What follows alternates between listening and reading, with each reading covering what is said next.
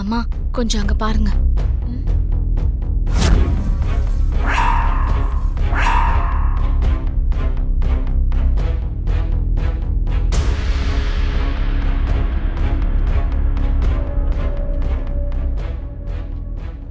என்னம்மா இது? திரும்பவும் இந்த ராட்சசி நேரா நம்ம வீட்டுக்கே வந்துட்டா.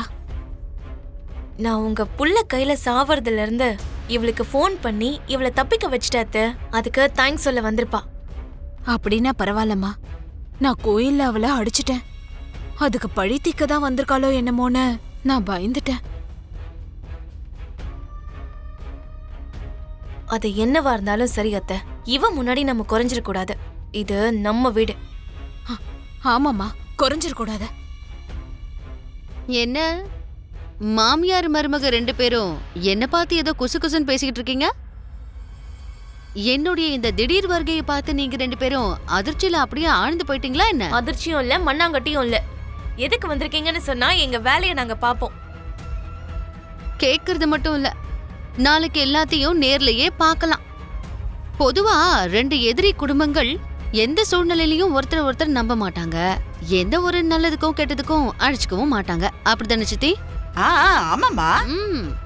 ஆனா இப்போ நான் வந்தா வாங்க வராட்டி போங்கன்னு சொல்றதுக்காக வந்தேன்.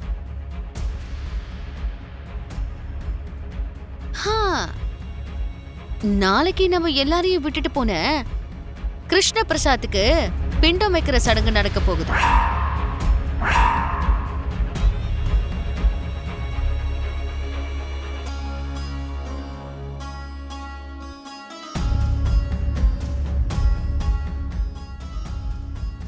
தப்பு தப்பு, அப்படி பிண்டம் வைக்க கூடாது.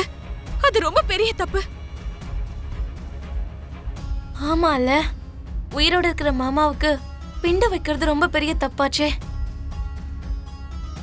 என்ன சாரதா, என்ன கதை? புருஷன் செத்தும் குங்குமத்தை அழிக்கல, புருஷன் செத்து போயிட்டாங்கிற சோகம் உன்னோட முகத்துல துளி கூட இல்ல. இப்போ என்னடானா கிருஷ்ண பிரசாத்துக்கு பிண்டம் வைக்க போறேன்னு சொன்னது அது பெரிய தப்புன்னு சொல்ற? இதுக்கெல்லாம் என்ன அர்த்தம்?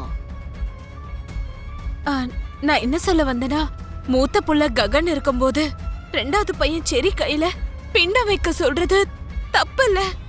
அதான் மூத்த புள்ளையா தகப்பனுக்கு கொல்லி வைக்கணும்னு உன் புள்ள கிட்ட நாங்க நேர்ல வந்து கேட்க தானே செஞ்சோம்.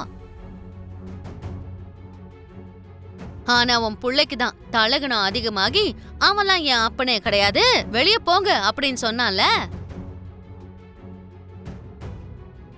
அதனாலதான் கொல்லி வச்ச செர்ரி கையாலேயே நாளைக்கு பிண்டமும் வைக்கலான்னு முடிவு பண்ணிருக்கோம்.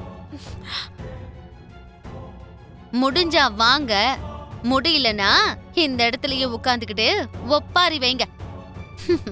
இத சொல்லிட்டு போறதுக்காக தான் வந்தேன்.